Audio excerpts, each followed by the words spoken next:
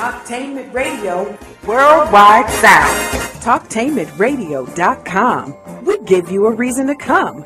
The world's greatest radio. We give you a reason to stay. Radio, the way it should be heard. You got the power. The views and opinions expressed are those of the host and guest and not necessarily those of Talktainmentradio.com, the management, the staff, or K&E World Network, LLC. Live call-in talk show. Dial 1-877-932-9766 and join the conversation here on TalkTainmentRadio.com. This is the Compensatory Concept with Mr. Neely Fuller, heard exclusively on TalkTainmentRadio.com, the world's greatest radio. Radio, the way it should be heard. And now, Mr. Neely Fuller. If you do not understand white supremacy, which is racism, what it is and how it works, everything else that you understand will only confuse you. Only confuse you. Only confuse you. All righty. Let me say good day to all of you wherever you are listening on the airways of TalkTainmentRadio.com. I am Mr. Bobby, and again, welcome to Talktainment Radio. You are now listening to the Compensatory Concept with Mr. Neely Fuller Jr., and it is heard exclusively on TalkTainmentRadio.com. To get in contact with the show, you may call this number, 1-877-932-9766, and you can get in contact with the show that way. We also encourage you to go to the TalkTainmentRadio.com homepage and click on the programs, and then you'll scroll down to where the Compensatory Concept, that's in the Wednesday action with Mr. Neely Fuller on there, and you can click on that, and you can hear us live, and that also gives you a chance to be able to ask some questions, especially if you call in. We will also read your Gmails, and we are stacked up with those, and we appreciate you calling. Also, we will be discussing or information about donations. We will do some for this hour, and an announcement will be made in the second hour, and that money that you donate goes to the second hour of production because it does cost to produce the Compensatory Concept. Mr. Fuller and myself are not compensated in any way, fashion, shape, or form from that, but it is done that way so that the callers or listeners can have an opportunity to participate in the show.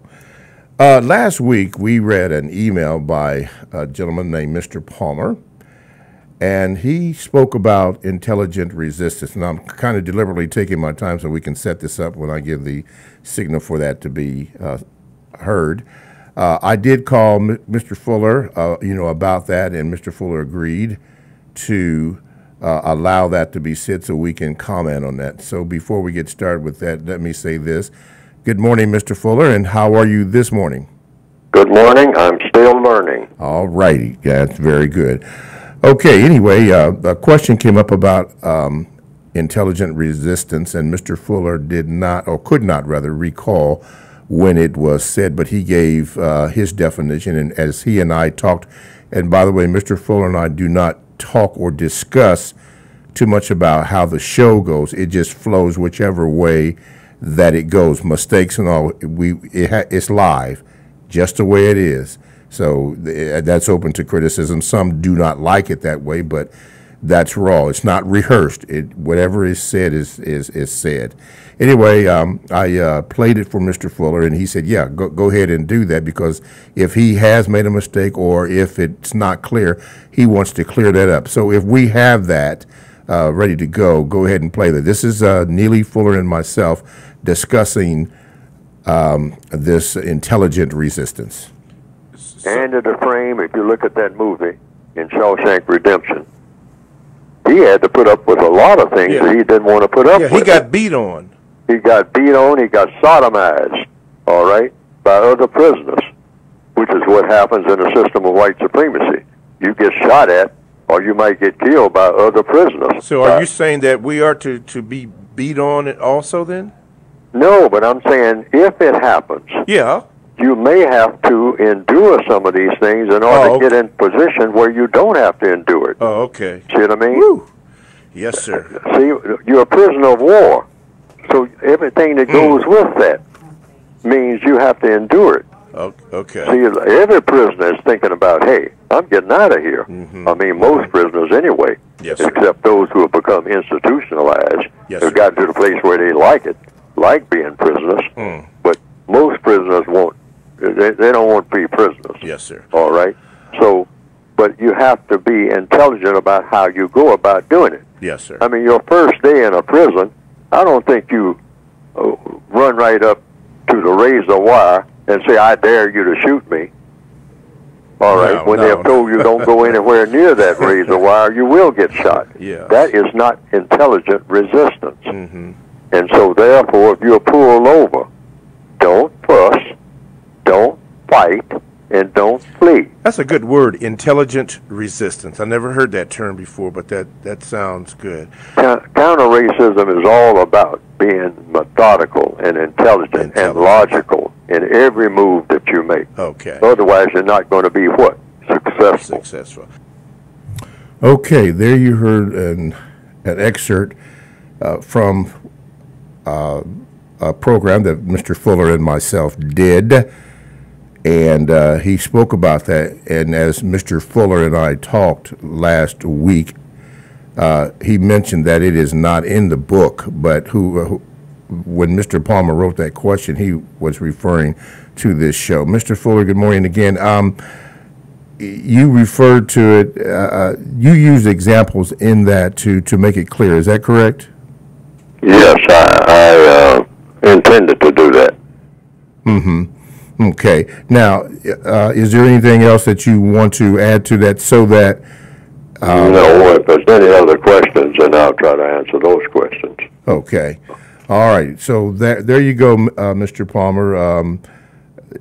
These questions that you asked concerning that, Mr. Fuller did address that. Remember, it is not in the code book, and it's not in the definitions or the word guide. It's not in there. You won't find it in there. But Mr. Fuller offered it off the cuff. By the way, I have to do this. For those that are listening, go to Talktainment. I misspoke this, but go to talktainmentradio.com.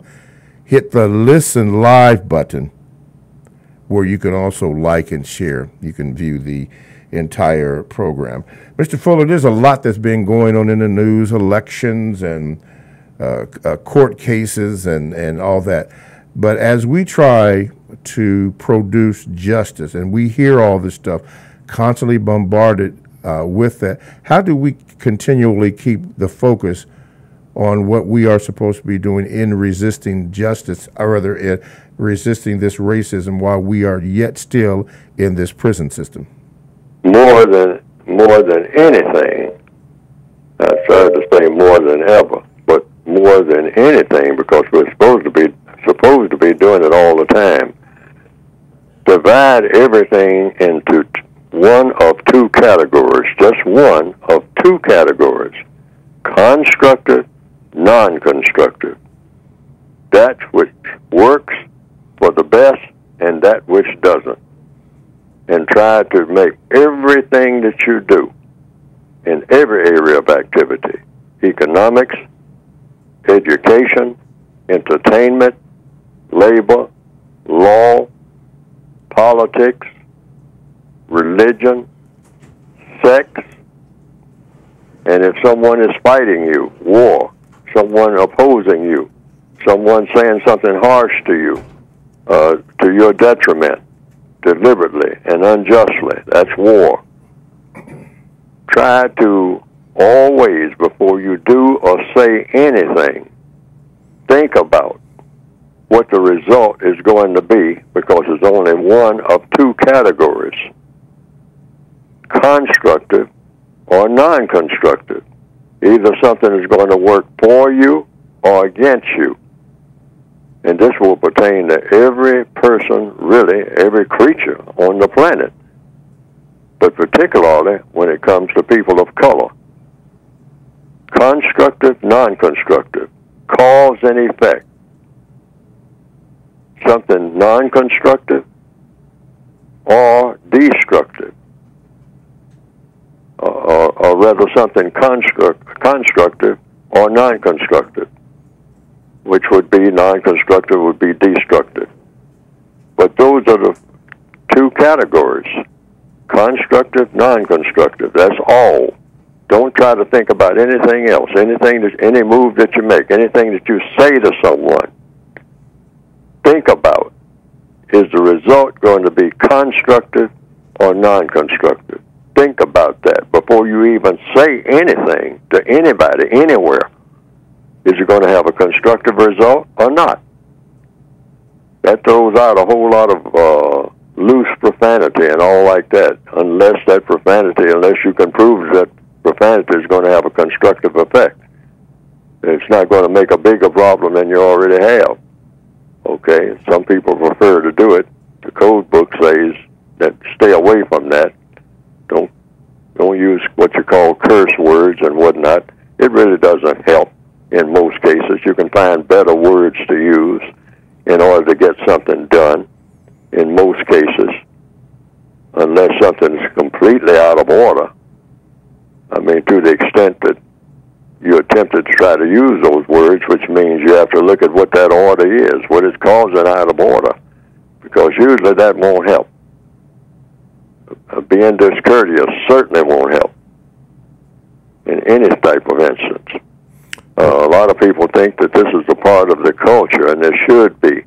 That's what they think, that using profanity, cursing people out, that is a standard part of black culture, or even doing it in a friendly way.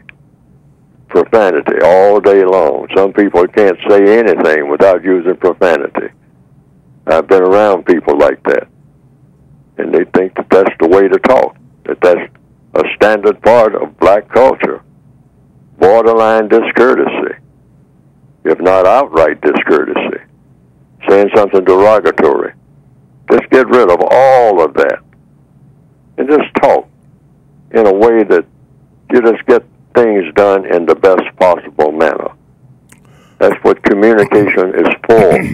You get the best possible thing done in the best possible manner. Otherwise, it's best not to say anything, which with a lot of people, that's almost like suicide. That's like, some kind of harm is being done. You're ignoring our culture. Unless you're just running your mouth all the time and just rambling and saying all kinds of terrible things about something or somebody. We call the birds in the sky, the trees over there across the street, the bus going by. We think that we got to call it a MF or something like that. Everything is that. That's a description for everything. And if you don't say it, you're not acting black. That's a bunch of nonsense. Yes. It ought to stop. It ought to. Yes. Let me ask you this, Mr. Fuller. With what you just said and illustrated, with the background of the movie The Shawshank Redemption as a background, with the suggestions that you just made, would that be considered a type of intelligent resistance in that you are resisting logically? Yes. Everything that you do that is constructive. A lot of people don't comprehend that, I think. Or sometimes in what they say should or should not be done, they dismiss all of that. And that's why I'm saying anything of constructive value, anything that a black person does that has a constructive effect, works against the system of white supremacy. Because in the mind of a white supremacist, if you're black, if you're a person of color, black, brown, red, yellow, if you have color in your skin, you're supposed to always be talking stupid and doing stupid things and never doing anything of constructive value unless they want it done for them. Then that's when they make a black person very constructive, when they put the whip on his or her back. All right? Then that black person, for the first time, will do something that makes sense. But when the whip stops, the sense-making stops. That's what the white supremacists want. All righty. TalkTameAtRadio.com is a 24/7, no-charge, worldwide broadcasting facility with hosts delivering on various topics such as news, lifestyle, sports, law, health, wellness, religion, and politics. Now, here's one that I'm going to share with you, and it is called Wiggins World. This is where Stacey Wiggins comes in and gives you the latest information that he shares with people every week. Now, if you want to know what that information is, then you'll have to tune in. It's called Wiggins World, and it is exclusive to TalkTameAtRadio.com. All you have to do is go to TalkTameAtRadio.com, click on programs for the scheduled times, and you'll find out. TalkTameAtRadio.com, that's radio the way it should be heard. I am Mr. Bobby. I am the co-host on the Compensatory Concept with Mr. Neely Fuller. And if you would like to call in to the show, 1-877-932-9766, or you can go to TalkTameAtRadio.com, hit the listen live button at the top, and then you can hear the program. And while you are there, hit the like and subscribe button. Oh, yeah. There's a lot of action going on there. Let's go to the Gmails here. This comes from a loyal listener in Michigan. It says, Mr. Fuller, in the discussion on the topic of why interracial relationships are being promoted so heavily, you explained that the core of the strength of white supremacy is to always cause confusion in the minds of non-white people. One explanation you gave was the white supremacists play tricks on the mind of black people to cause maximum sexual confusion at all times in every way possible. You also mentioned, Mr. Fuller, that part of the white supremacist confusion is the illusion of a black male and white female relationship. You stated, Mr. Fuller, that the white supremacists will allow this now, but over a period of time, the cost of doing business over the deception is going up. So we have to have a limited number of white females spread out all over the world with a mission. Their mission is to capture the minds, particularly of the intellectual non-white males, particularly black males, etc. My question is this, Mr. Fuller. Why do white females and or white males choose black males or females more so than the other non-white males? Why do they choose black males and females? Yeah, why do white females and or white males choose black males or females more so than any other non-white males? More so than any other non-white male. Mm-hmm. Like, do you mean like the people who are classified as yellow people or brown people? Now, for that one, you would have to ask her. I'm just reading it as she wrote it. Well, that's what it sounds like. Okay. No, they choose them all. Anything that works. So you see, I'm beginning to see more and more white males walking alongside what is called, quote unquote, Asian females, which I hadn't seen a lot of that before. I'm seeing more and more of it now. But according to counter-racist logic, it figures. Why? Because a lot of people who are classified as the yellow people, all right, or Asian people, are beginning to gain more and more power throughout the world. So the white supremacists, the really refined ones, they always move where any non-white people look like they are gaining power, and they do that sexually, all right? One of their first moves is to move their females or their males into these sexual positions. And so when you capture a person's mind sexually, you just about got them in everything else. That's why they are doing all this scramble sex and border borderless sex, sex that has no borders with non-white people. That's to weaken them.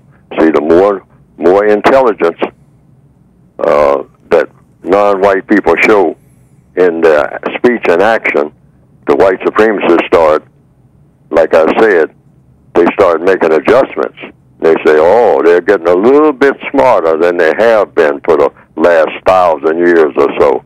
Okay, so we got to head that off because they're not supposed to be getting just a little bit smarter unless we want them to be smart in certain things for a limited number of time before they go back to what they call their culture, which we will see to it that everything in their culture that will not help them to do anything that makes sense, all right? Because the white supremacists are totally mathematical. They only will do those things that will give them added strength. They don't do anything that will make them weaker. They make their opponents weaker, or their prisoners of war weaker, and the prisoners of war in the system of white supremacy naturally are all of the non-white people on the planet. So sexually, yes, they make sexual moves. Anything that they do sexually with non-white people is not, regardless of how it looks on the surface, anything that they do sexually is to give greater strength to the system of white supremacy. Nail that into your brain, into your, I don't care how it looks on the surface. And, you might say, well, it's just, hey, freedom, and it's people allowed to love each other. There's not enough love in the world. That's not what that's about. That has nothing to do with love. These are strategic moves that have to do with white supremacist power being retained and refined and maintained. Okay. Expanded. Okay. 1-877-932-9766 is the number that you can call to get in contact with the show and ask your questions or your comments, which are welcomed. This question here says, Mr. Fuller, I know under compensatory logic, you're not supposed to call people liars. That is name calling. But Mr. Fuller, how do you make up words and terms daily that weakens the social, political, and religious system of racism through thought, speech, and action? You ask people, you go into the question mode. All problems are solved through the process of questions and answers. No exceptions to that. So just put it in the form of a question rather than call a person a liar. That's name calling, all right? And that calls for more argument. People will resist that type of label. So what you do is simply ask, is that the truth? And is there any way that we can find out and prove that it's the truth? See, these are two questions. Is that the truth, sir? Are you telling the truth? Now, a person might say, well, it sounds like you're calling me a liar. I say, no, I didn't call you anything. I asked you a question, sir. I asked you, is that particular statement you just made the truth? And then you say what the statement is. If they made a statement that sounds like it's not true. So you just ask a question. And then you say, is there any way for me to find out that definitely is the truth? Do you have any way for me to find out? Since you're telling me that this is the truth, is there any way for me to know for certain that what you're telling me is the truth? They may not like you asking that question. Yes, well then you can just ask another question. Well, by me asking you this question, sir, is this going to cause you to want to do me harm? Okay. And don't help them with the answer. Once you ask the question, put the question mark behind the question and wait. Okay. That's the codified procedure. All right. All day long, every day, everywhere. Don't get into a thing of, stay away from making statements. Statements have a tendency to lead to more argument. What you want to do is shut down argument. Oh, right. So questions, if you try it, you will find out that asking a question, that helps to keep down or resist the tendency to expand an argument. All right. Stay in the question lane. Stay in the question lane. Okay, he goes on to say this. He says, if logic is cause and effect, Mr. Fuller, are there only two forms of logic, non-constructive logic and or constructive logic? And if so, why do I have to choose constructive logic regardless of how I feel? Because that works. See, logic is just you do what works, but there are, it's correct, the statement that you made, the two forms of logic. Logic that leads to something non-constructive, which is what the white supremacists do when it comes to non-white people, and logic that leads to something constructive. Logic just means cause and effect, a way of getting something done. I mean, the procedure that works. It works for something that is correct, or it works for something that is incorrect. So you want to always work for that which is correct. So that's the choice that you make. Mm-hmm. And always, it requires some thinking. You step back, and before you say anything or do anything, try to say, now what's going to be the result? You ask yourself that question. What's going to be the result of this thing that I'm fixing to say? What effect is it going to have? You're using logic. Yes, you're using logic. And you can use it for better or for worse. The white supremacists, when they use logic, they use things that were for the better to make them stronger. And when they use things that are for worse, it's against their subjects, their prisoners of war, the non-white people of the planet that we call Earth. Because that's what they think about before they do make a move or make a statement about anything. What effect is this going to have on the non-white people of the world? Is it going to help them to become a better people, a stronger people? Help them to not be my prisoners? Well, then I'm not going to do it. I'm not going to say it. Because I want them to become weaker as compared to my strength over them so that I can continue to abuse them. Yes. That's what I do. Okay. As a white supremacist. Otherwise, there's no point in being a white supremacist. Okay.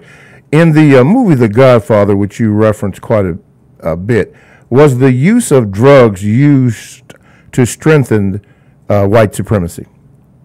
Yes. Absolutely.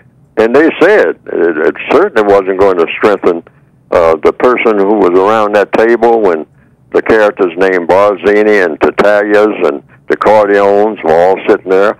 I saw the movie again last night on television. It was shown. That's a movie that is a classic, and they keep showing it over and over again. And that lesson goes out in that movie. When the Tatalias, the Barzinis, and these were the names of just the characters. I mean, you don't have to pay too much attention to the names. It's just what they were doing, because they were members of a criminal family. This is not to disparage any group or anything like that, other than showing you how the system of white supremacy works. That's the context you try to look at it in. Okay. All right. All right. Mm-hmm. And so what did the gentleman say at the table? He said, I don't believe in drugs. He said, I paid my people extra to try to stay away from that type of thing, because I know that, you have it near schools, that's an infirmary. In other words, that makes the people, destabilizes your entire society. Yes. Keep it away from schools. You don't want young children out there all drugged up and whatnot, in their infant years and whatnot. No, we don't want our children doing that. But in my district, and he was making a suggestion for everybody else around the table. I don't mean to cut you off, Mr. Fuller, but I got to leave it there for these messages. TalkToHimAtRadio.com. We go where you go. Check us out on 94.1 WGRN. Podcasts all available. Download the TalkToHimAtRadio.com app to your cell or to your tablet. That's radio the way it should be heard. Stay right there. We'll be right back.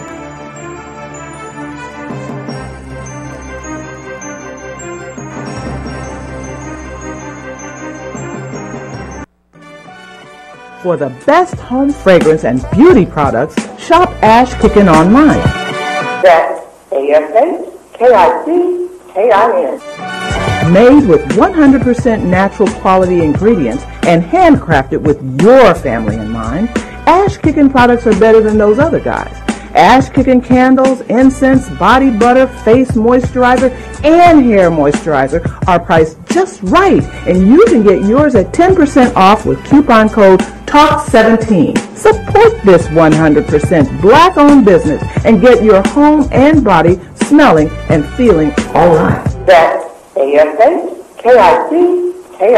Shop Ash Kickin online at www.ashkickin.com. Are you ready for a high school that allows you to work at a place that is right for you? Are you ready to earn a certification in healthcare, business, or manufacturing while achieving your high school diploma? Then you are ready for Life Skills High School, a free public school option for high school students 16 to 21 years old. Learn more about your free high school educational options at lifeskillshs.org or call them at 1-800-888-7992. Life Skills High School, education that fits your life.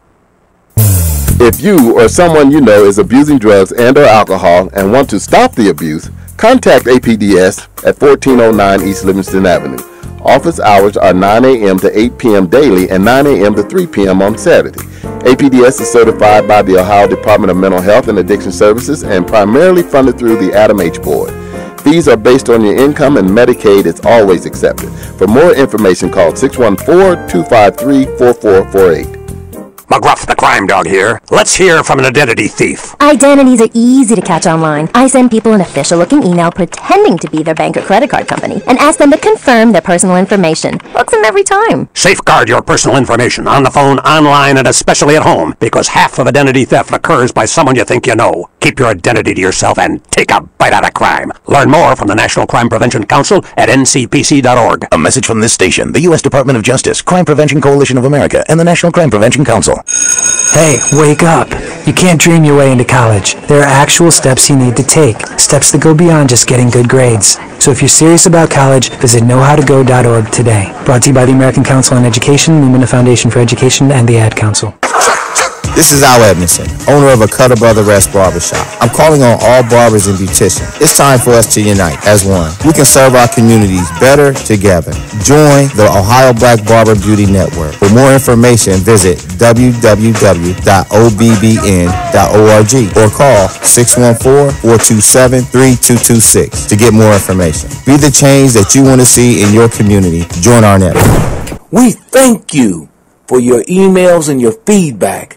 And we are working very hard for you. We have supported the Compensatory Code since 1975. We believe that it is the only system of thought, speech, and action that enables us to move in the correct direction to work toward the production of justice. But right now, we need your help.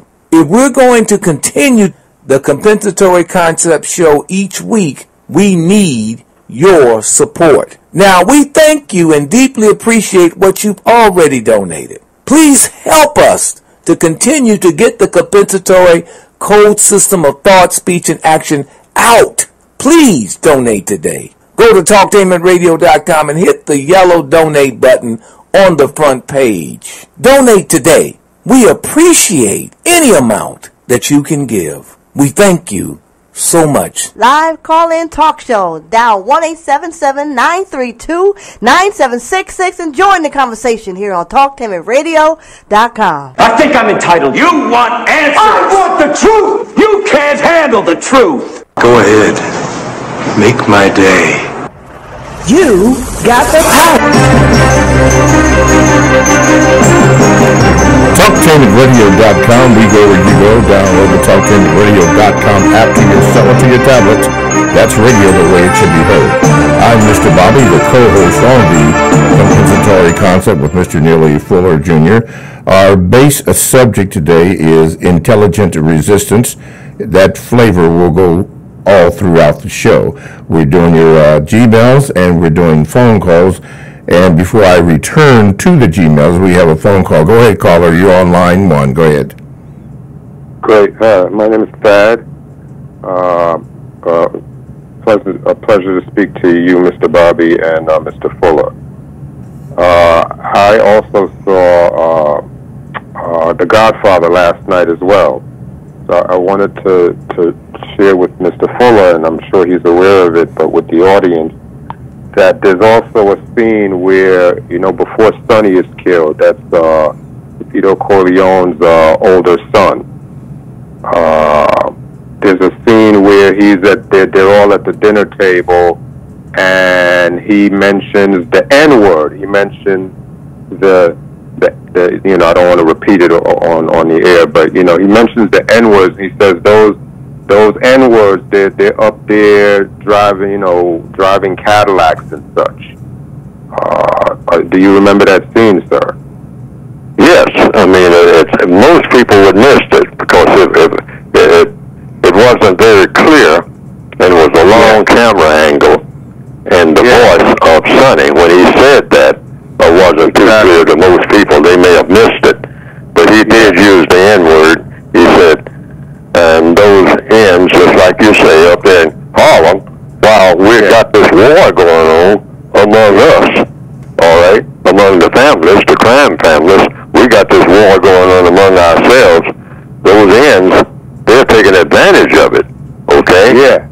And so they're riding around. We're not collecting the money because we can't show our faces on the street because we're out to kill each other, okay? Yeah. So they know about that division type thing, and that's what he was saying. We got to settle these disputes with the Italians. That's what he was saying, and with Barzini and whomever we're having a dispute with, so we can get back to collecting the money off of these colored people, off of these black people who are up in Harlem, who are just, they're making a heyday out of what is our money that we're supposed to be collecting from them as a part of the crime syndicates, okay? But we can't show our faces, so they're just running wild with our money. But we can put a stop to that if we settle this dispute among ourselves. And that has happened all down through history on a broad scale in the system of white supremacy. That's the illustration that you can learn from that. See what I mean? When the white supremacists go at each other, all down through history, during that interim, that's been a little small window in which the non-white people have gained a little bit of traction. But the white supremacists, right after they have that big dispute, like that so-called Civil War and all like that, they will do what? They shake hands and come out fighting the non-white people again. See, they always get back together. Yeah. And that's got to stop because they keep doing that over and over again. They have, that throws black people off real easy. They'll say, I imagine the slaves looking out the window of the big house back during plantation slavery. Slavery still, white supremacy is slavery, but that's another description. But back when we had plantation slavery in the northwestern hemisphere, a black slave looking out of the window and looking in the distance and seeing the smoke and the fires of battle and saying, well, now, hey, all of the white folks are fighting each other. I mean, they're just slaughtering each other by the bushel. And I'm not even in this. I don't have nothing to do with it, but they're fighting each other.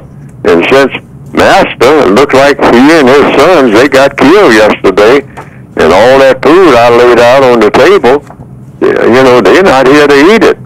I prepared that meal for them and all like that. Because, I was always scared not to have it ready on time. I get whooped, but they got killed today. We just got a message that they died over there in the battlefront, killing each other, fighting about whether they going to keep me as a slave or not, and who's going to get the different parts. How they going to divide it up, just like the Corleones. How you going to divide up turf? That's what it was all about, that so-called Civil War. How you going to handle the Negroes? What's the best way to handle them? I mean, because the way you're handling them is bad for business. See, we're going to always suppress them or keep them under wraps, but the way we're going about doing it is not going to work in the long run. I mean, we got to have some type of coalition here, some type benefits are distributed equally among the white supremacists. That's what that was all about. But getting back to the point, the slave looking out the window, and that food is sitting on the table getting cold because the white supremacists are slaughtering each other. The slave went and ate the food. That's what I mean by sometimes during these conflicts when the white supremacists are arguing back and forth with each other and fighting each other, the slave gets a little better benefits. Not for long, but just while the battle is going on. Yeah, could I just wanted to say one last thing about that scene in The Godfather. What I thought was interesting about it was that it was being said at the dinner table with everybody present, including the women and children. So this is like a contrast to the one where Vito is having the meeting with Barzini and Tattaglia and all the other heads of the 5 families. This one was just one Italian family with women and children present, where Sonny makes this statement. So it just helps you to understand how white supremacists probably talk when they're sitting around the family at the dinner table. I just thought that was very interesting to note. I have been paying attention to films ever since you started. You talked about the importance of learning lessons from film. There's just one last thing I want to say really quickly. I want to ask you, have you seen the movie World War Z? World War Z? Yes, it's with Brad Pitt and it's about zombies. No, I've seen it advertised. I've never seen the movie. Okay, if you get a chance, you should put that on your list. I know you have a long list of films to watch, but that one is very important, and I'd like to also recommend that the listening audience take a look at World War Z, because I think there's some big messages in that we can learn from in order to defeat white supremacy. There's a scene where a young scientist is brought on the team to help figure out what is this virus that's affecting people and turning them into zombies, right? It was a very interesting movie. And this young scientist says, he makes this statement to Brad Pitt about how you can defeat or find out the weakness of this virus. So the virus is, I substitute the virus with white supremacy, because he says this. He says that the virus basically can't resist the urge. It's like a serial killer, and it cannot resist the urge to want to get caught. So substitute the virus for white supremacy. It wants to take credit for its murders and basically how it's terrorizing people and dominating people and killing people. It wants to take credit for it like a serial killer. Okay. However, it leaves behind clues. All right. And the thing that you thought was the most brutal aspect of this virus / white supremacy turns out to be the chink in its armor. Okay, my brother, I'm gonna have to. And she loves to disguise her weakness as strength. I don't even have to cut you off, but we're going a little bit over. Absolutely. All right. Absolutely. All right. Thank you for your call, Mr. Fuller. You care to respond to that before we talk about your book?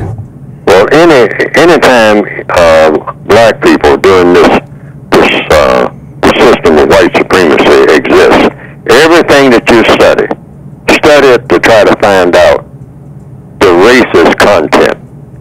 Everything that you study, everything that you see people doing, because it's in there somewhere, either directly or indirectly. Even when racism is not being mentioned or anything about black or white or anything like that, there are lessons there.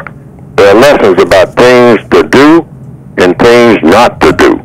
And there are lessons as to why to do these things and why not to do these things.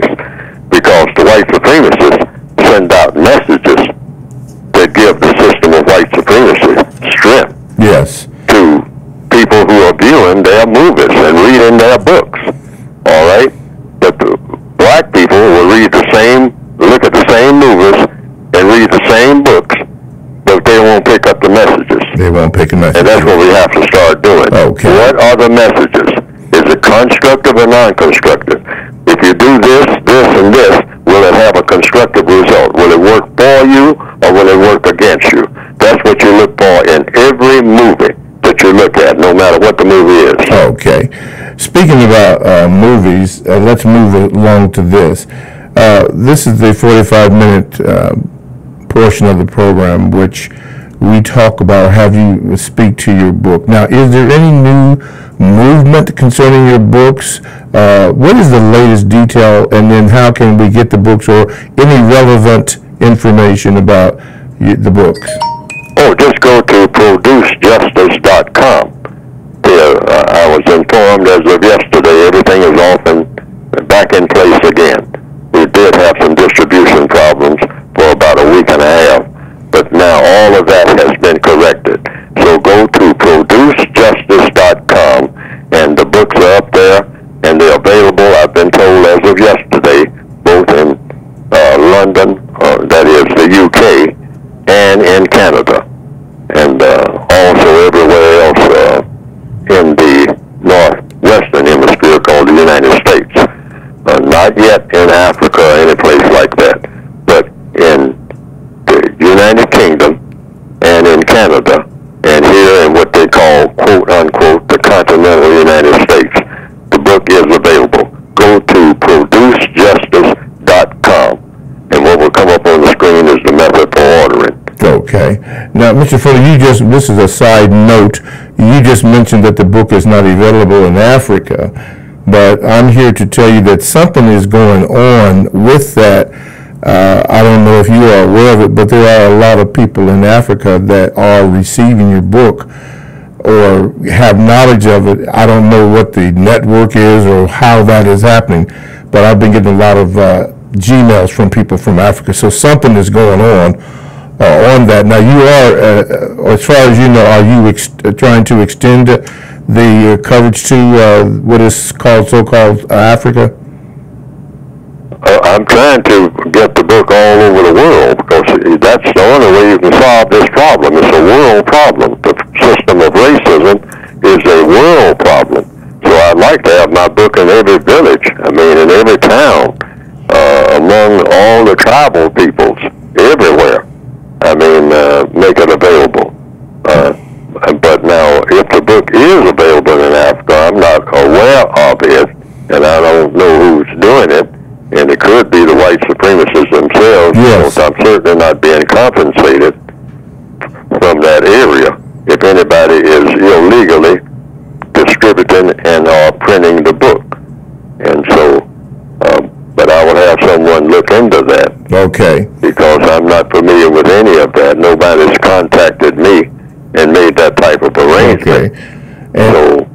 But books are available electronically, and that's illegal if people are getting money for it. Yes, if they're getting money for it.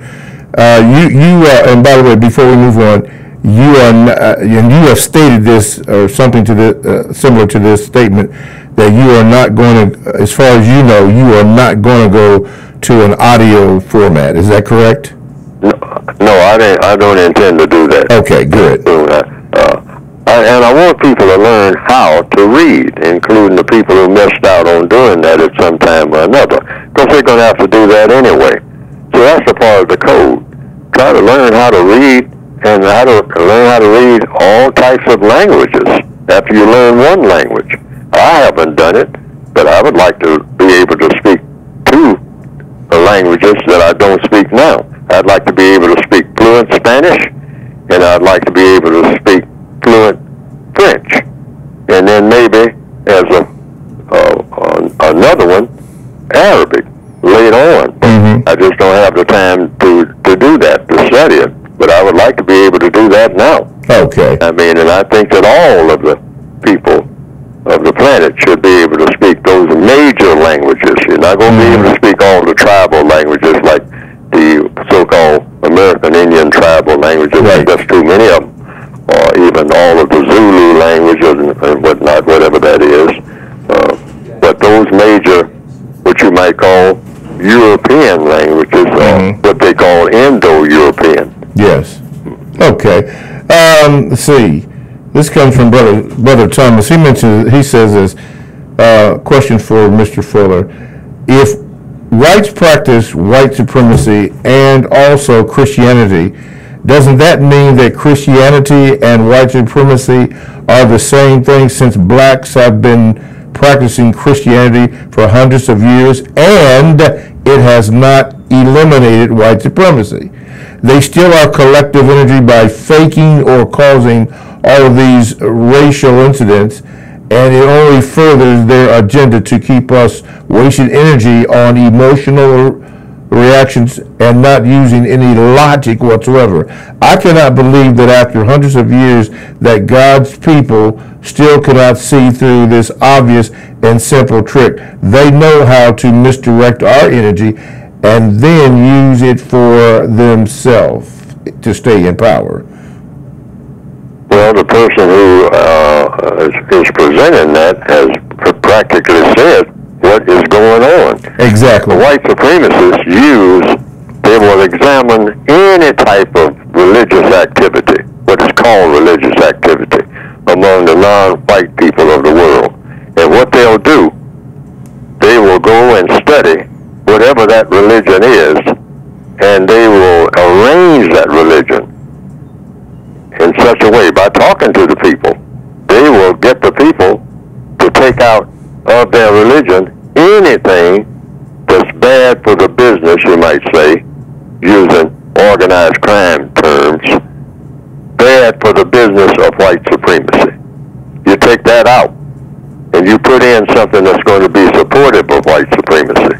That's the way they'll work it with any religion, and that's how they do it. They don't try to eradicate their religion or anything like that. They just make sure that nothing in that religion is going to tamper with the religion of white supremacy. The religion of white supremacy is supposed to be always the strongest religion on the planet, among the people of the planet Earth. So the white supremacists will go around, and there are a lot of what you might call tribal religions. They'll study that tribal religion, and then they'll go and talk to the chief and say, I'll tell you what, chief, you got a pretty good religion here, and we like your ceremonies. I mean, we don't mind you dancing around a fire. We don't mind you going to the rock over there and praying at that particular rock, I mean, for rain or whatever it is, and we don't mind you having the fire dance or whatever, any type of what you call the entertainment portions of your religion. You can do all the singing and dancing you want to. All right, you can do all the hand clapping and foot stomping you want to. But now, if you do anything in your religion that looks like it's going to be harmful to any part of my business, that part of your religion has to come out of your religion. Just ignore it. I mean, just don't mention it. All right, don't get the people interested in it. Yes. All right, but you can do all the other stuff. You can have your religious food and all like that. We don't mind that. That's fun and games. But don't you do anything in your religion. I don't care what it is. Christianity, Islam, Confucianism, Hinduism, Judaism. If you're a person of color and you're going to do anything in that religion that's going to be harmful to the system of white supremacy, that part has got to come out of your religion, or you're going to find out that I'm your God, because I will come down on you heavy, and you know it. And all of you religious scholars and whatnot, among you black people who have tried to use your religion against me, have felt my wrath. I'll try to talk to you at first, but if you keep doing what you're doing and it's hurting my business, I will kill you, because I'm your God. You don't have any God other than me. And if you don't believe it, try me. Wow. Let's see here. Going to the Gmails. This one says, greetings, Mr. Fuller. Once again, we have an avoidable incident with suspected racist white supremacists. If the person of color would have applied the suggestion of not fussing, fight, or fleeing, although there is no doubt the suspected racist white supremacists initiated the incident, but because someone placed the bait in the water does not mean we have to bite. Now another child has lost their father. I thought they were referring to the incident in Florida where a man got into a discussion with a suspected race soldier. I'm trying to use the code carefully here, and resisted. He fought and flee, and they shot him. Mr. Fuller, what say you? Well, it's going to continue. See, we got to remember we are already prisoners of war.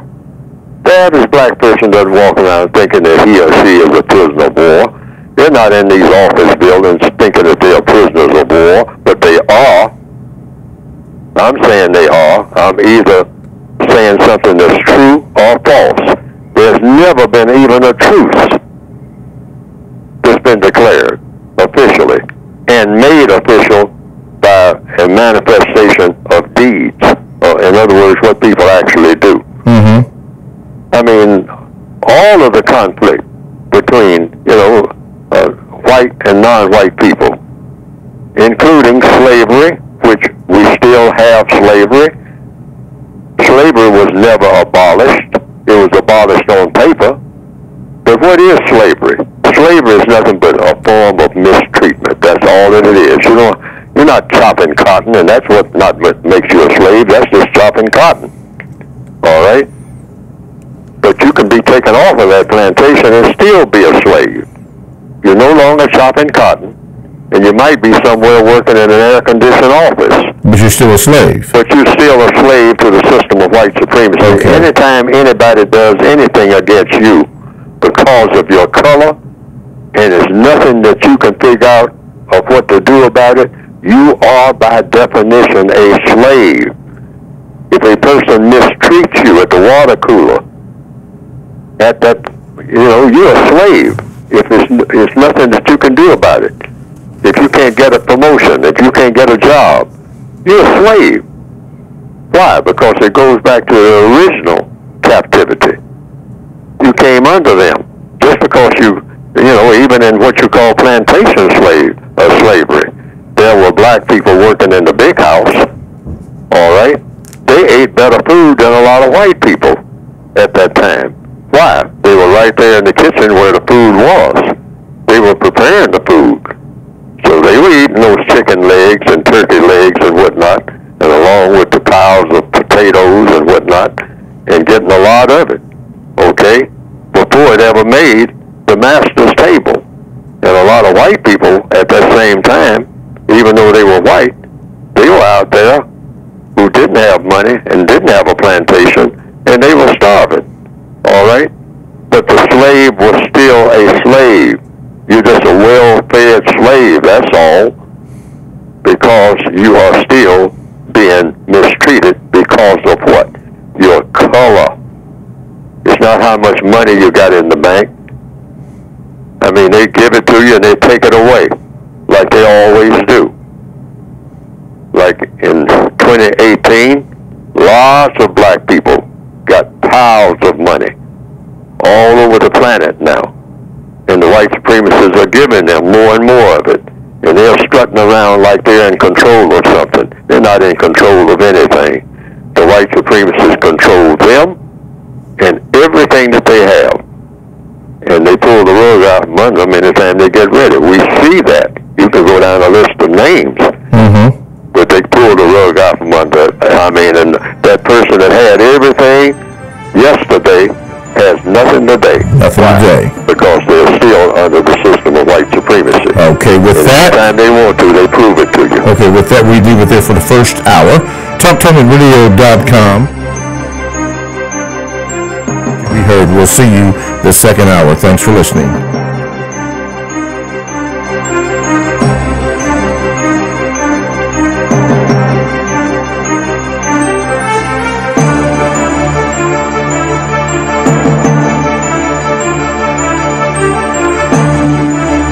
Thanks for listening to the Compensatory Concept with Mr. Neely Fuller, heard exclusively on TalkTainmentRadio.com, the world's greatest radio. The most important question in all racial matters is why. One should always ask it. Radio, the way it should be heard. You've got the power.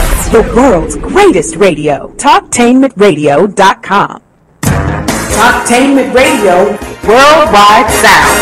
Talktainmentradio.com. We give you a reason to come. The world's greatest radio. We give you a reason to stay. Radio, the way it should be heard. You got the power. The views and opinions expressed are those of the host and guest and not necessarily those of TalkTainmentRadio.com, the management, the staff, or K&E World Network, LLC. Live call-in talk show. Dial 1-877-932-9766 and join the conversation here on TalkTainmentRadio.com. This is the Compensatory Concept with Mr. Neely Fuller, heard exclusively on TalkTainmentRadio.com, the world's greatest radio. Radio the way it should be heard. And now, Mr. Neely Fuller. If you do not understand white supremacy, which is racism, what it is and how it works, everything else that you understand will only confuse you. Only confuse you. Only confuse you. Hey, hello there, and welcome to TalkTainmentRadio.com. We go where you go on the world's greatest radio, TalkTainmentRadio.com. You are now in touch with the Compensatory Concept with Mr. Neely Fuller Jr., and I am your co-host, Mr. Bobby. If you would like to get in contact with the show, you can do it by this. First of all, go to TalkTainment.com, hit the Listen Live button, and you're right there. You can like us and share us on there. You can also do this. Call 1-877-932-9766, and you will be heard. And you can also do is go to the YouTube channel, type in the word Talktainment, hit where it says radio, then scroll down to Talktainment number 2, and you can watch and hear the program live. Today we've been discussing, and that's going to be the flavor throughout the entire hour as we open up the West Coast action, the intelligent resistance. A caller had called or wrote in about that. Mr. Fuller's been addressing that. And if you listen or have access to the first hour, you might want to go back and check that out. So we're speaking of intelligent resistance, and here's a couple of questions here, since we're on that. So, can you ask Mr. Fuller, what does intelligent resistance mean under the compensatory code, and how do you combine codification with intelligent resistance intentionally? Just another way of saying constructive, non-constructive. And if you're doing anything non-constructive, that shows intelligence. I mean, anything constructive. Yes. That shows intelligence. Avoid doing anything that is non-constructive as best you can. However, you are required in the system of white supremacy, if you are a person of color, to do many, many, many non-constructive things, and they will help you to do it as long as those non-constructive things are making you weaker. Yes. Or making you sillier, or making you a person of stupidity. All right? That's what they'll do. But when it comes to them, if you're doing anything with them or for them, it's got to be constructed for the system of white supremacy, which black people do that very efficiently. But the minute we do anything that's efficient, that's constructed for non-white people, the white supremacists immediately go to work to eradicate that. To shut it down. Mm-hmm. Yes, Okay. they're not going to let it happen. Okay. But, go ahead. I'm sorry. Go ahead. yes, but I mean, any song that you sing, anything like that, the white supremacists will look at your song and say, is this going to have an effect on non-white people that's going to inspire them to do something that makes sense? And they ask themselves that question. Mm-hmm. They'll look at your song, okay? And if it looks like it's going to inspire you to be a person that's constructive in all of your speech and action, that song is not going to be very popular. Yeah, they might shut it down. See to it, right. But if you're going to have a song, you're going to write a song that's just full of all kinds of non-constructive garbage that you're going to dump into young non-white people's heads all over the world. They will finance you to the nth degree. Yes, I know exactly what you're speaking about. Let's go to the phone lines. Line number 1, okay. 2, 3, okay. Line number 3, you are on with Mr. Fuller. What is your question? Good morning. This is James calling from North Carolina. Yes, sir. Mr. Fuller, for the benefit of victims of white supremacy around the planet, will you please explain the importance of following the Compensatory Counter-Racist Code exactly as you explained it in your code books? Okay, Mr. Fuller? Well, the importance is you look at the white supremacists and you ask a question. What makes them so successful at what they do? It's because they have a code that works for the system of white supremacy. Now, what is a code? Anything that works that makes them stronger and dictatorial, the bosses over the non-white people. Anything that they tried a lot of things that didn't work. So they immediately got rid of those things that did not work. That's all it is. It's very simple. And they latched on to the things that did work. If they would try 10 things and 7 of them didn't work, they eliminate those 7. They're not going to continue to do those 7. They say, why? Because it didn't work. That's why. It didn't give me more power over these black people. I tried it, and it didn't work. It turned out to be a mess, okay? And it made them stronger. So I'm not doing those 7 things, but we have 3 more things left of the 10. So I tried those 3, and all 3 of those worked. And so I'm going to stick to doing those 3 things. Why? Because they always work against those black people and get those black people, when they try to pick it up, it works against them and works for me. So I'm going to stick with that. I'm going to push it in schools. I'm going to push it everywhere in my entertainment. I'm going to have it incorporated in everything that I do that's entertaining and all like that. Why? Because it works for me as a white supremacist and works against my prisoners of war, which are the people of color of this planet. And that's all a code is. Something that works for you and never, ever against you. Okay. So you latch on to it.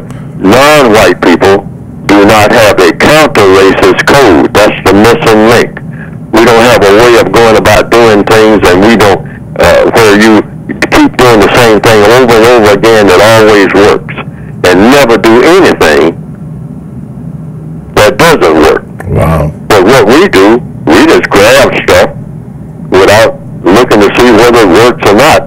If it's just something that looks like people are doing, we just grab hold to it, all right, and hope that it will work out for us. That's why we get hooked on drugs and all kinds of nonsense. Black people gravitate toward none. We got to the place where we worship anything that looks like it's nonsense.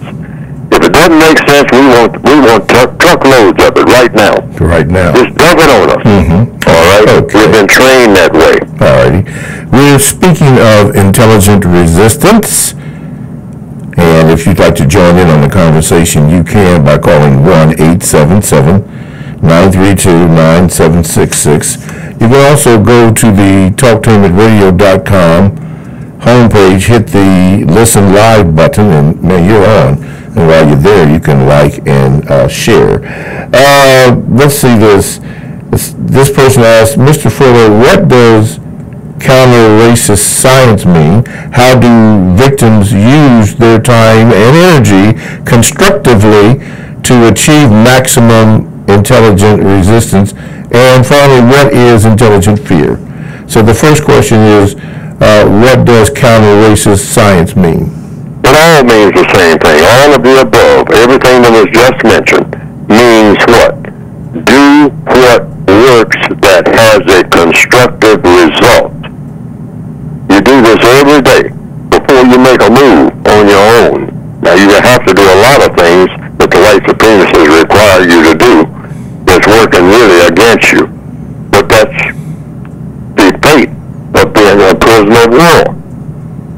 why we have to get rid of the entire system. Right. That's built in. Mm-hmm. But you do the best you can while you are in this prison to make yourself stronger and more resistant to the system that you are in.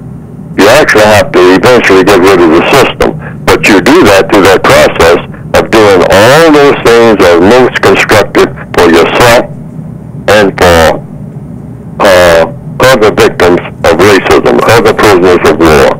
Everything that you possibly can.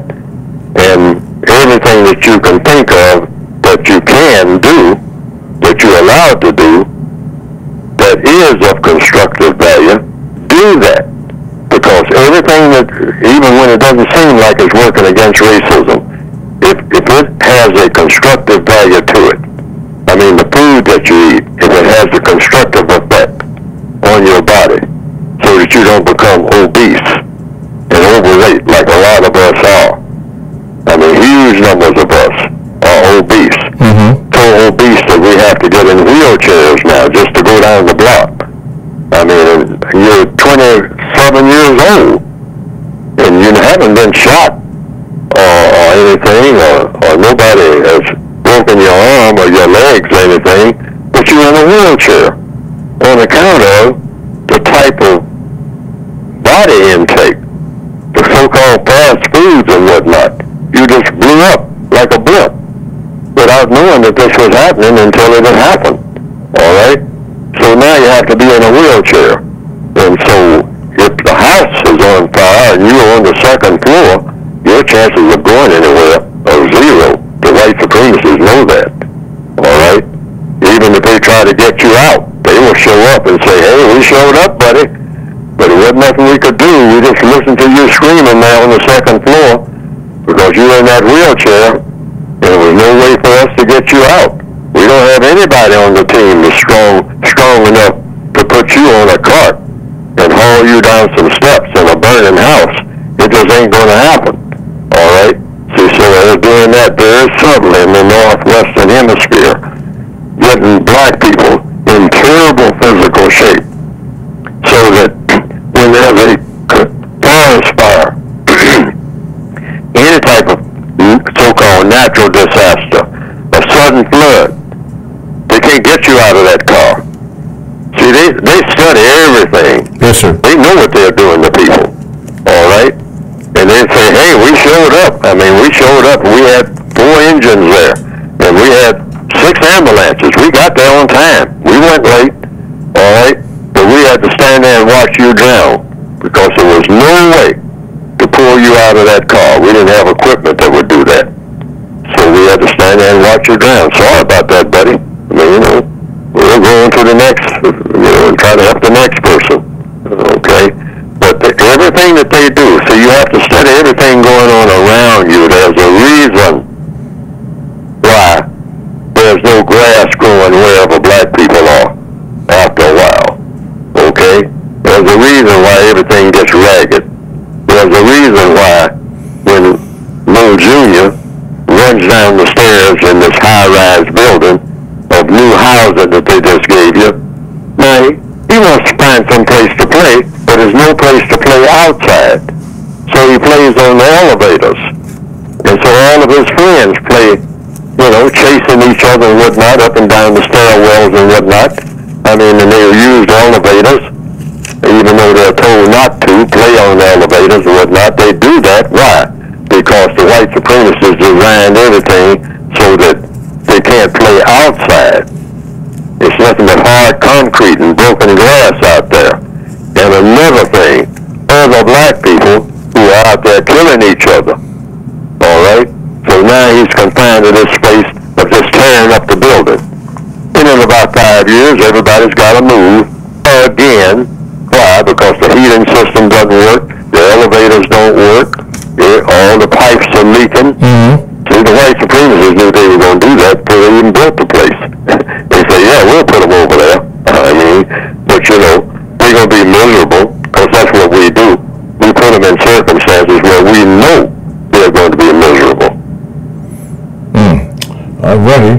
Talk to me radio CompensatorYRadio.com is a 24/7 no-charge worldwide broadcasting facility with hosts delivering on various topics such as news, lifestyle, sports, law, health, wellness, religion, and politics. So here's one that I would like to share with you, and it premieres every other Tuesday here on TalkTainmentRadio.com, and that is Talking Sports with Mr. Bobby. My co-host, Trent McMurray, is with me, and we discussed the latest and the hottest topics in sports. Yesterday, we spoke about the Urban Meyer situation at The Ohio State University, and we even had a special guest to speak on wholeness. Yes, a holistic living. We had Miss Libby on from This Is Libby. The program is interesting, and all you have to do is go to the TalkTainmentRadio.com homepage, click on programs for the scheduled times, and you'll have all the information you need. Talktainment Radio, that's radio the way it should be heard. My name is Mr. Bobby. I am the co-host on the Compensatory Concept with Mr. NEELY Fuller Jr. We are focusing in on the term intelligent resistance, and Mr. Fuller throughout the show has been speaking to that. But before we go to the emails, let's take this phone call. Line number 3, you are on with Mr. Fuller. What is your question? Good morning, Mr. Bobby and Mr. Fuller. Good morning. Mr. Fuller, I wanted to go to the point that you just made about, the instance you just gave us about how the white supremacists have put us in they provide housing, but I mean, it's not a correct condition. And my question is, going to your definition of justice, I just want to take the first part, which is guaranteeing that no person is mistreated. But if the system of white supremacy, you say that it's a system that has produced the most material things, and it's very efficient at producing material things, how could we guarantee that no person is mistreated when the white supremacists produce all the material things that's necessary for, you might say, life or existence? Okay. Like housing and fresh water and food, access to food, and just all the things necessary for life and existence. Okay, Mr. Fuller? We are all prisoners of war. Don't forget that. See, we don't look upon ourselves as being prisoners of war. And many of us say that, hey, I'm free, I'm intelligent, I know how to do things. But if you overlook the fact that you are born in prison, and your prison uniform is the color of your skin. Mm-hmm. That's your prison uniform. Anywhere you go on the planet, there's no escape. So you have to act accordingly. So that's why I tell people to study some of the movies, and particularly the movie Shawshank Redemption. What do you do when you're absolutely a prisoner of war? You do what a prisoner of war can do. See, that's the thing. Now, a lot of prisoners of war, they just give up, and they just spend their time plotting a gang war or something like that behind the prison walls against each other, which is what black people do all over the world. Okay? We come together to fight, mostly. I mean, I don't care how we start out, we wind up going at each other. Okay? Just like prisoners. You expect prisoners to do that. Except those few who begin, like in Shawshank Redemption, the main character in the movie, Andrew the Frame, that was the name of the character in the movie, he did what? He did a lot of studying and thinking. That's one thing you can do when you're a prisoner of war. You study, you think. When you're a slave, you do some studying, you do some thinking. Studying and thinking about what? About the prison that you're in and how it's run. That's what Andrew the Frame did in the movie Shawshank Redemption. He walked around. I mean, in the opening scenes of the movie, the character named Red said, Andrew the Frame walks around like a man in a bubble. I mean, like he's in his own world. And what did he mean by that? He's different from the rest of the prisoners. He's spending his time thinking about what? How he can get out of there and stay out of there and never come back. All right? Whereas the other prisoners, like Boggs, just figuring out how he can sodomize somebody, how he can mistreat a fellow prisoner, like black people do, en masse. All right? Well, that's mostly what we think about all day long, how we can hook up with other black people and start a fight, particularly the black males. And that's all over the world, tribal leaders and whatnot. That's what they're thinking about. That's what they're plotting for. How they can go and mistreat people in the other tribe. And the white supremacists said, oh, that's what you're going to do. I'm going to help you. All right? I'll arm one tribe against the other tribe. Okay? And then next year, the tribe that I arm you to fight against, I'm going to see to it that they have better weapons than you, and then they'll come after you in revenge. And I'll sit back and watch the show. Just like all you black people who do that type of thing in Chicago or in South Africa or wherever in the world people of color are. In Indonesia, people of color. I will set you against yourselves, and that's how you will occupy your time, just tearing up everything around you, terrorizing everybody around you, and everybody around you will be non-white.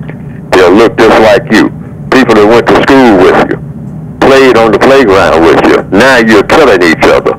That's exactly what I had in mind. You started out getting along with each other when you were 7 years old, you know, just little innocent children, small children. I made you into bigger children and kept you that way. But as you got older and older and older in your childlike minds, then I set you against one another. Even though you just are just a block away from each other and always have been. You wind up one killing the other. The fella who used to be your school playmate, you used to play all the time. You know, that was 16, 17, 18 years ago. Now you killed him today.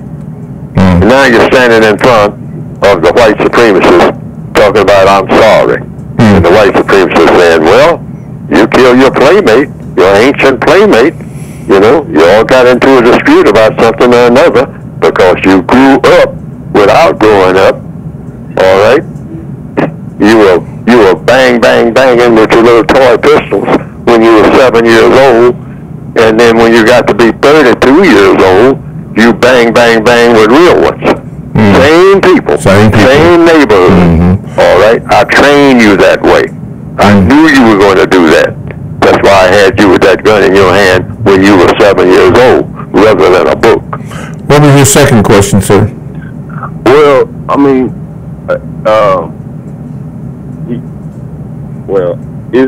I wouldn't.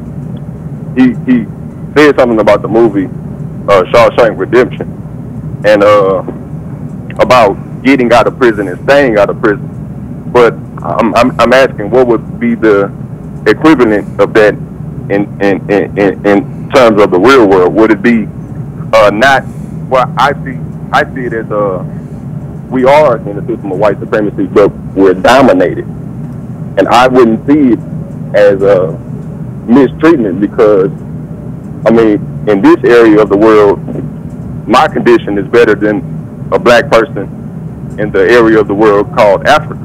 So what are you saying? So I mean, what are you asking? I'm saying, wouldn't the end goal be not being dominated by a person? That's a whole. I think that's a whole different. I don't know. I think I understand what you're saying. Some black people are in a better position in the prison than other black people, correct? Yes, sir. That is true. All right. Andy Dufresne, in the movie Shawshank Redemption, positioned himself. See, that was a part of his thinking. All right? He caught the attention of, first of all, of some of the very people who were imprisoning him, and a lot of people in that prison would say, Andy is a sellout. See? All right. But see, they weren't thinking as far as Andy was thinking. Andy said, I'm a prisoner just like the rest of them, but I'm going to have to position myself in this prison in a better position and keep positioning myself in a better position so I will be in position to get out of here. So he got into the library. So what Andy do? Andy went about doing something that the rest of the people in the prison couldn't even fathom or didn't understand.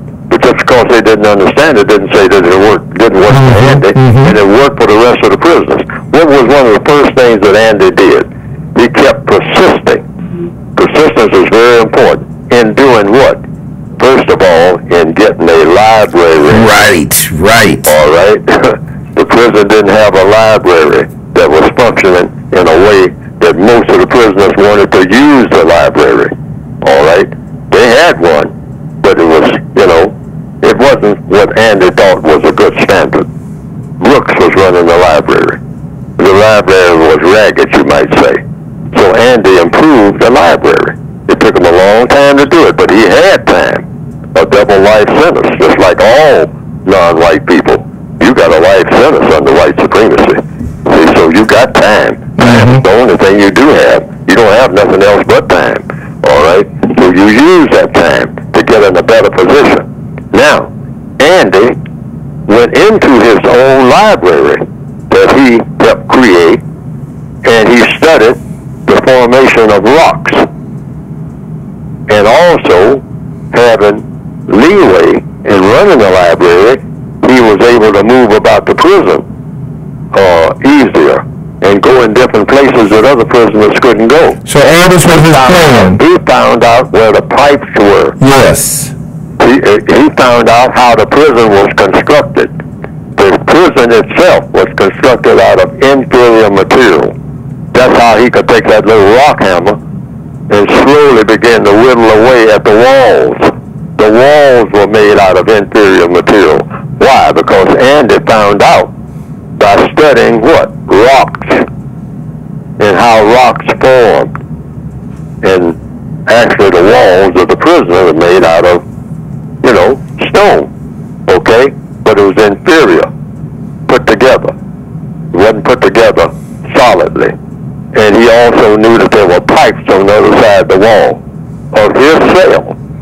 By studying the prison, that's what non-white people should do. Study the system of white supremacy, what it is and how it works.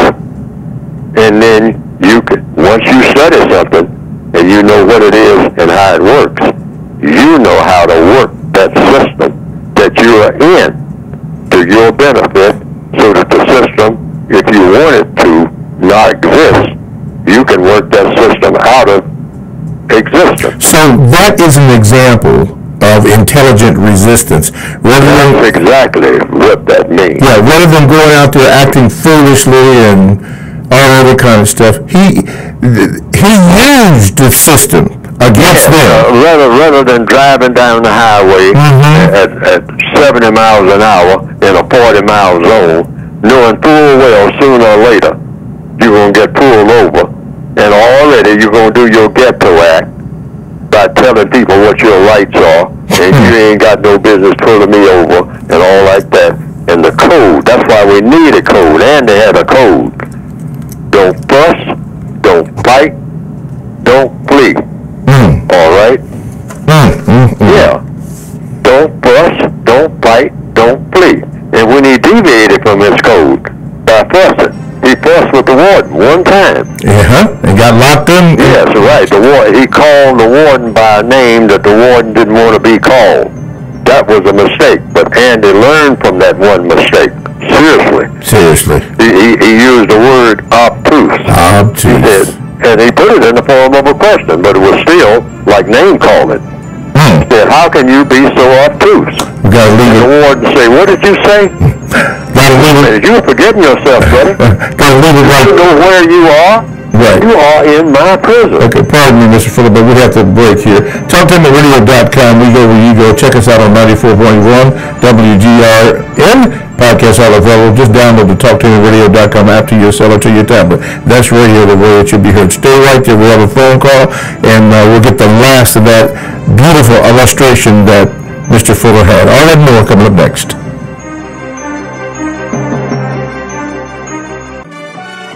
For the best home fragrance and beauty products, shop Ash Kickin online. That's ASHKICKIN.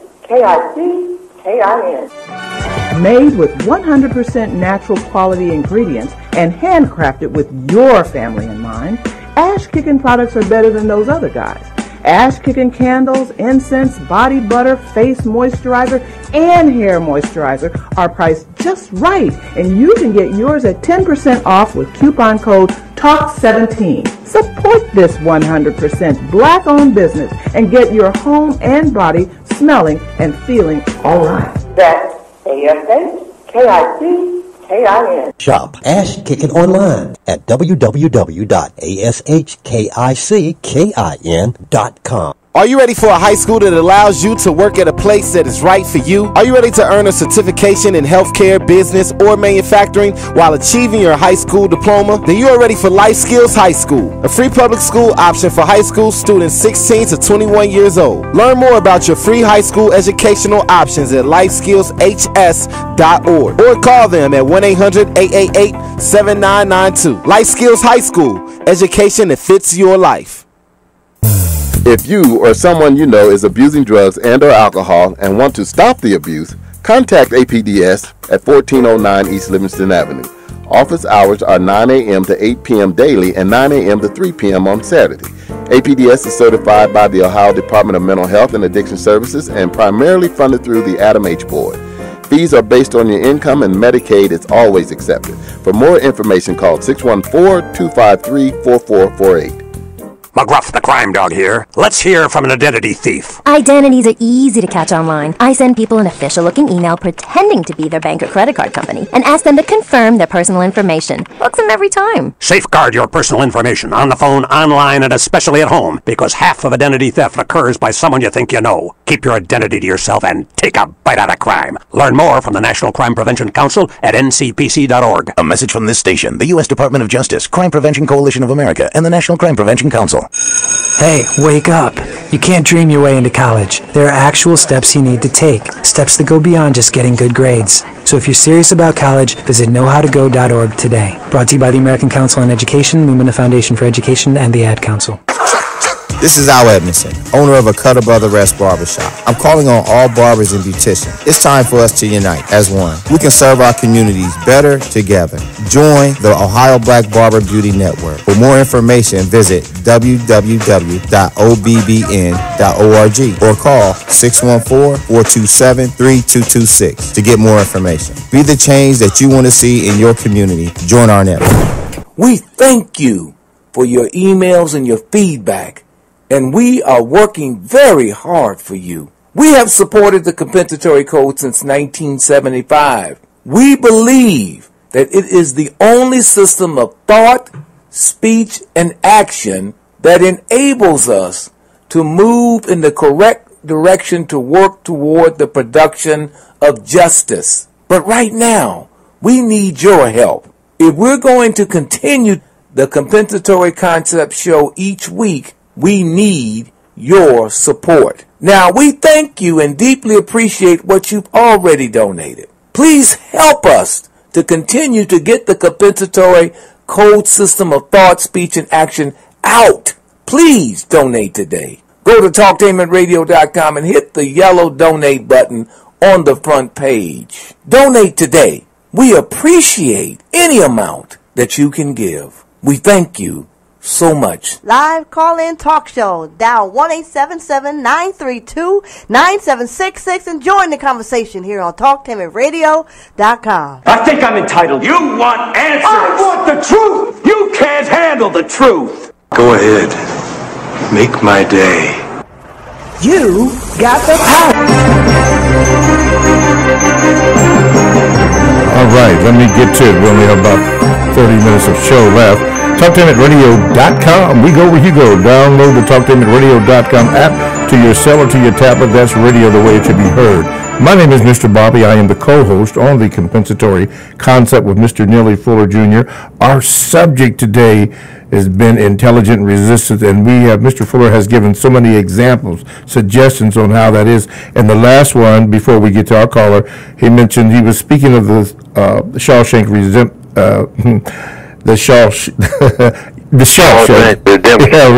Thank you, Mr. Fuller.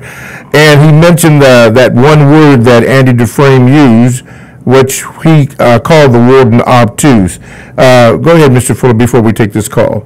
Yes, so the warden said that, well, you have made a mistake. You came in my office and you insulted me. And so, since you have forgotten where you are, like a lot of black people forget, like we do every week, every day, I guess, somewhere on the planet, we forget we're under the system of white supremacy, and that will cost you. It will cost you. You do not have any power at all right, against this awesome system of white supremacy. So don't pretend that you have what you do not have. You don't have anybody to back you up when you're out there on that highway and you get pulled over. Mm-hmm. There's nobody. You are alone. And so don't fuss, don't fight, and don't plead. I say this over and over again. Yes, you do. Particularly in the Northwestern Hemisphere. I'm more familiar with that than I am in other places and whatnot. It might work a little bit different in other places, but I don't think so. I think that this will work anywhere because you have to do what works. Yes. Fussing, fighting, and fleeing when you are pulled over, you might say, at what you call a traffic stop, which is where a lot of these contacts are made, in traffic stops, or when you're in some type of moving vehicle, okay? And over and over and over and over and over and over again. We have witnessed that.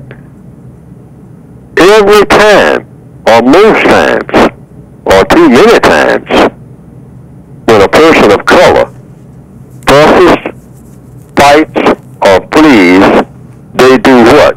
They lose. That's what. They get killed. That ought to teach us something. I mean, just run the tapes, run all the different films where it has happened, and see who was the loser. I mean, just go back and gather them all up, or where there are tapes available, and just run them. Yes. And see who the losers were in that type of setting, over and over and over again. Now you say, well, I found one or two where it worked. Well, yes, there are exceptions to all rules. Yes, sir. Okay, but don't count on the exceptions. That's not intelligence. All right? That's not intelligent resistance. No. Don't fuss, don't fight, don't flee. Why? It will work better for you if you don't do those three things. Yes, yes. But if you do those three things, most likely, the statistics show, the truth shows, you are going to lose. Yes. Okay. With that, let's go to the phone line. What line am I on? 3? Okay. Line 3, you are now on with Mr. Fuller. What is your question? Good morning. This is James from North Carolina calling again.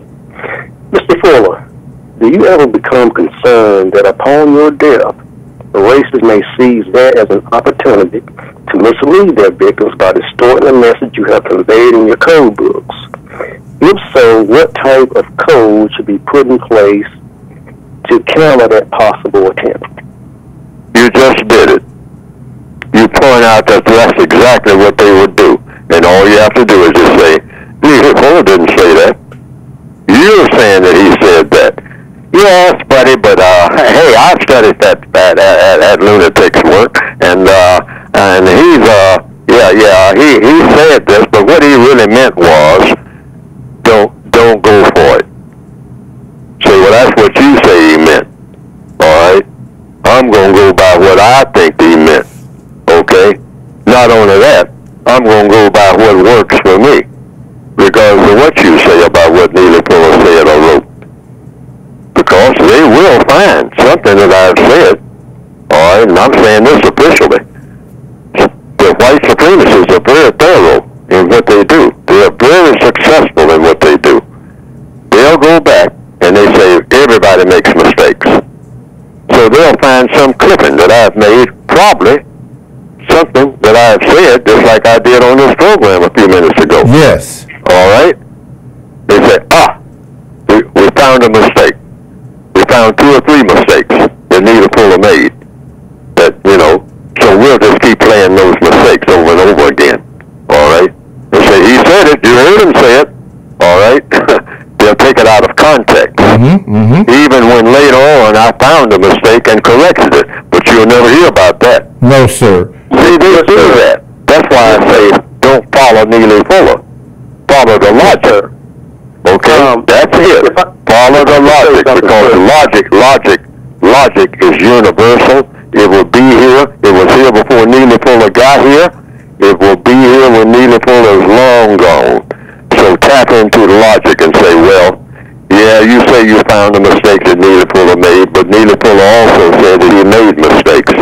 And I ain't making that mistake that Neely Fuller made, okay? And you're trying to play me into accepting his mistake. Well, you didn't accept nothing else that he said, but you willing for me. Yeah, right. See, I know what y'all doing, okay? So it ain't about Neely Fuller no way. It's about what works for me and what doesn't. Absolutely. What was your final question, sir? The reason why I asked Mr. Fuller that question is because, the racists know that their victims are very gullible.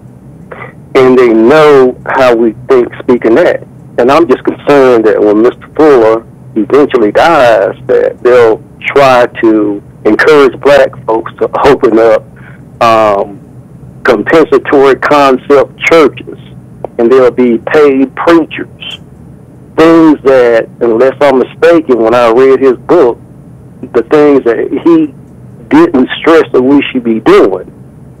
And I'm just concerned that something like that might happen. That's why I said that the United Independent Compensatory Code System concept, which is the concept I'm presenting, and which is the title of my book, that's the thing to lock on to. Now, what does that mean? It means you don't follow any people, starting with Neely Fuller himself. See, all I'm doing is trying to be a signpost to what? Our arrow pointed to what? Logic. What works and what doesn't. That's what you lock on to. And now the white supremacists, oh yeah, they'll have a white-sponsored organization saying we're taking up. We believe that Neely Fuller was correct. Some white person will say that. Yes. All right? And they'll set up an organization, with a nice little building and everything, where you'll come and have meetings. The code says, hey, that ain't supposed to happen. And if it happens, it's a sure indication of white supremacy at work. I'm going to tell you that right now. Because the code is directed not to any organizations. It's directed to individual persons to make the individual person strong. Because if you make the individual person strong, if you solve the problems of the individual person, then you solve the problem of all individual persons. Right. That's the United Independent concept. Right there. So don't follow Neely Fuller or nobody else. Follow logic that came with the universe. It'll take you right where you need to go. This Gmail is right on time, Mr. Fuller. It says, Mr. Fuller, a few weeks ago, I heard you in a discussion with a caller mention the word mentor, how we can mentor someone, etc. And being that you're big on the use of and naming of words, I thought I would inform you that mentor is a term that we should cease our usage of, and the reason is because it is a word whose origin derives from a Greek mythological character named Mentor, who helped to raise Odysseus' son while he was away engaged in the Trojan War. Mentor became Odysseus' son's advisor, teacher, and lover. Yes, lover. So when we hear the term mentor today, we only think of it in terms of just advising, teaching, and or training someone younger than us. However, it is also very much so means relations between an older male and a younger male. So I hope those of us who've either been aware of this or who will become and coming up with a compensatory definition or word for one who advises and teaches a younger person. Your thoughts? Well, to me, Mr. Fuller, this is just me, but he didn't ask me, he asked you. But I think you already answered it in your previous response. But anyway. Well, I'll tell you another reference. That's why I wrote a word guide that's an addition to the basic code book. Now, I don't have all words in there, but that word mentor is in there on page 229. I'm looking at it right now. 229. Wait a minute, let me turn to it right quick. Okay. The word guide. Yeah, word guide. Okay. See, so I took the word, not the way it's like you just said, it's historically used. I gave it a compensatory definition. And it says here, what I've written on page 229 of the Counter Racist Word Guide, how to use words. Use this term to apply to the following during the existence of white supremacy. Now, if there's no white supremacy, then you can use the word mentor to mean something else. But this is the suggestion that I have in the code book, the word mentor. Use this word to mean one or more of the following. A person who has not told a lie. All right? Okay. Yeah. That's number one. Yeah. A person who has not told a lie. Now,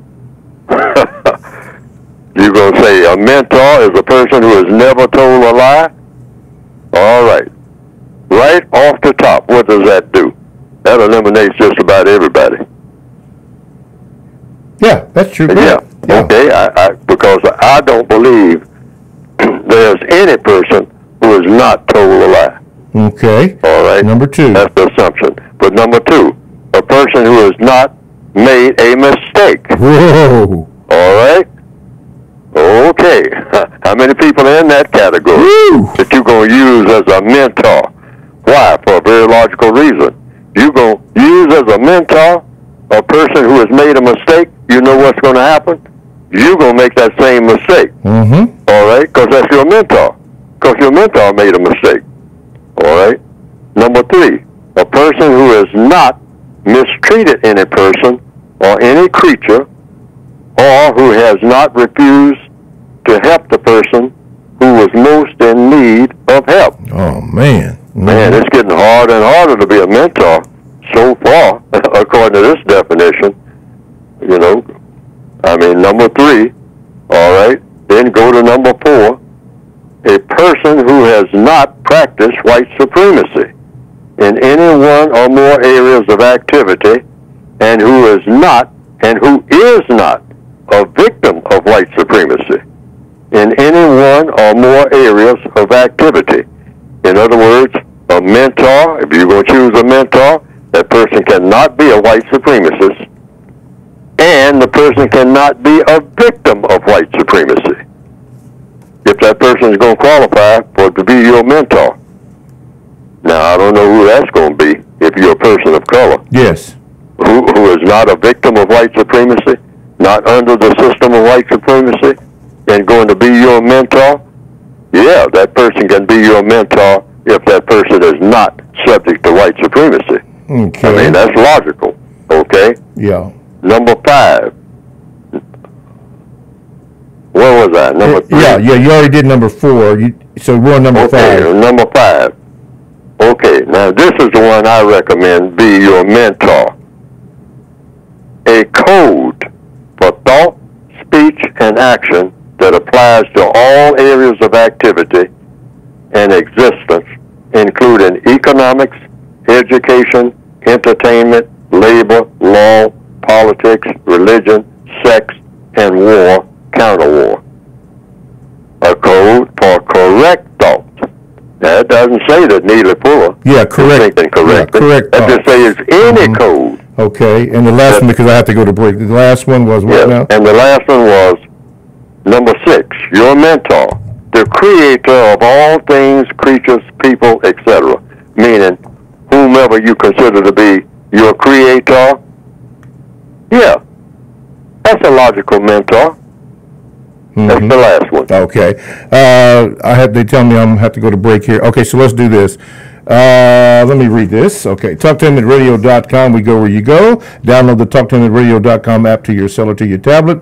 That's radio the way it should be heard. My name is Mr. Bobby. I am the co-host on the Compensatory Concept with Mr. Neely Fuller Jr. We are speaking of intelligent resistance. If you have listened or want to listen to the entire show, it will be available for you to do that. And understand, get an understanding, even a codified understanding of what intelligent resistance is. Call in 1-877-932-9766. But at this time, yeah, I'm getting ready to do that. Okay. At this time, we want Mr. Fuller to talk about his book. So, Mr. Fuller, go ahead, please. You can get the book by going to producejustice.com. In the last 2 or 3 programs, I think, I told people that the book was not available because it was not available. We had a distribution problem. But I understand, as of yesterday, that that problem has been solved and that the book is now available continuously at producejustice.com. That's producejustice.com.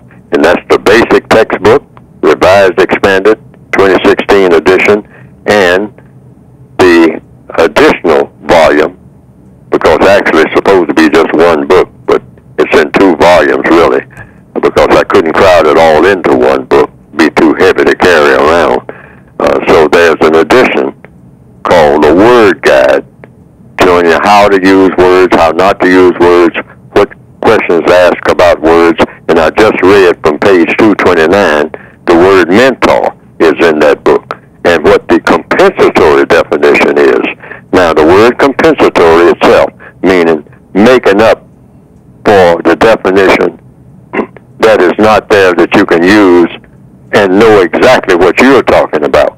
Someone else will give it another definition, because words don't mean anything unless they have definitions. But different people have different definitions for the same word. So this is a compensatory definition that's made up for people who are victims of white supremacy. And all of these definitions in the Word Guide are designed to help the victims of white supremacy, not the white supremacists. These words are designed and crafted with definitions that will help the victim of white supremacy do things that will work for the victim of white supremacy. You can go to the website Produce Justice and get either the basic book, which is what most people get, which is what I recommend for sure. And if you have some additional money, you can get the Word Guide that will help you in using both volumes. All right, but go to producejustice.com. Producejustice.com. Okay. All righty. Let's go here. Mr. Fuller says, dear Mr. Fuller, Papa John's is bleeding money now because their former CEO loves to call us the N-word and got caught. Now he wants back in because he thinks he can keep the redneck support just like Trump. They can all get together and have a pizza and meth party while they molest young children. This is not human. Mr. Fuller, what are your thoughts on that? Well, it is what it is. I mean, if somebody has committed an act of mistreatment, regardless of what it is, that should be made clear to everybody that this person did mistreat someone, and if you mistreat someone, you should compensate for having done what what you did. If you deliberately, willfully and deliberately did it, that you weren't forced to do it, either directly or indirectly. A lot of black people are forced to mistreat each other. And so, but that's the white supremacists who are to blame. See, it comes down to who's to blame. But among white people themselves now, anytime they do anything to mistreat anybody, they should pay full price, and nobody else. The so-called surrogates, if any black people are involved in the mistreatment that a white person is inflicting on someone in the system of white supremacy, according to counter-racist logic, the white person is to blame for that mistreatment. All of it. All right? Because they, are the captain of the ship in the system of white supremacy. The white person is always in charge, okay, of the non-white people. So if anybody's mistreated in a system where the white supremacists are involved, or a white person is involved, and someone is mistreated, that white person on the scene is to blame for all of that mess. All right? Why? Because they have the most power to put a stop to it. Yes. That's the assumption, according to counter-racist logic. Okay. Greetings, Mr. Fuller. Some people have compared 45, which is a reference to Donald Trump, to Hitler. We are bombarded with 45s allegedly trying to win the approval of people of color. I think that made reference to those black pastors that went to the White House to have coffee, as Malcolm explained. And one pastor was allegedly to have said that 45 was the greatest president for black people ever had. Anyway, did Hitler try to win the approval of his targeted group, the Jews, or did he rally the extremists to eradicate the Jews? Could it be another confusion tactic? Did 45 need the approval of the minority groups to ascend to the presidency? What say you, Mr. Fuller? I'll say what I said just a few minutes ago. It sounds like also that comes under VGQ. Mm-hmm. See, he mentioned something about a black pastor saying something in support of Mr. President Trump. I read the article. Yeah, there was a group of them that went to the White House. Well, if it's something racial, the code says. That's why we need a code, so we don't ever deviate. If any victim of racism, meaning a person of color, has an opinion about how racism should be addressed, how it should be, anything that they say about it, about race, racism, or counter-racism. This is according to the counter-racist code. It's to be accepted for what it is. Now, you don't agree with it, but what do you say about it? What would I say about what that reverend said? I would say he said what he said. Why? Because the code does not allow me to say anything else. It comes under victim's guaranteed qualification. He's qualified as a victim of white supremacy to make those statements, whatever those statements are, because it's about race, racism, or counter-racism. Even if that preacher said, I should be, all black people should be subject to white supremacy. Okay, we're going to have to... Even if he said that. Okay. I'm sorry. I am duty bound to simply say, well, that reverend said what he said. Okay. You got to leave it there. You got to leave it there. I am so sorry to have to cut that off, but you hear the music in the background. TalkTainmentradio.com, the world's greatest radio the way it should be heard. We thank you for the pleasure of your time. Thanks for listening. We'll see you next week.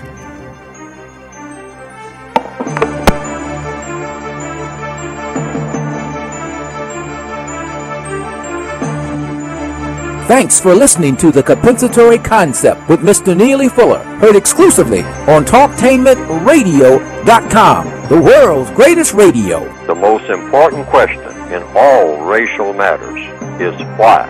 One should always ask it. Radio, the way it should be heard. You've got